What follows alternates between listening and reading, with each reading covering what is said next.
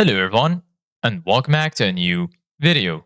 In this video, I'm going to show you guys how you can duplicate a page on Wix. So if you guys want to learn how to do it, just follow the steps that I'm going to show you.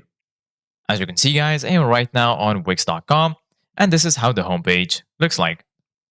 So right here in the top, as you can see guys, you're going to find the option to create a new folder, and right next to it, you're going to find the option to create a new site. Here in the center of your screen, as you can see guys, you're going to find all of the sites that you have on Wix. So right now, go to the site you want to edit, hover your mouse over it, and click on select and edit site. Once you do that, you're going to be taken to your dashboard.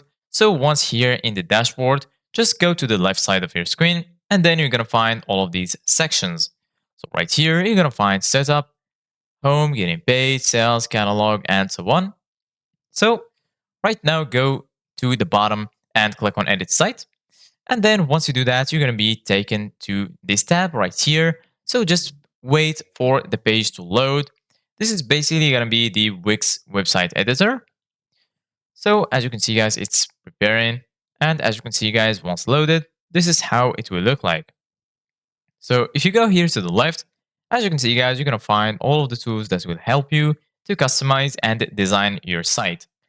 So right now, if you want to duplicate a page on Wix, it's pretty easy. Just go here to the left. Right here, you're going to find add element, add section, pages and menu, and so on. So go to pages and menu.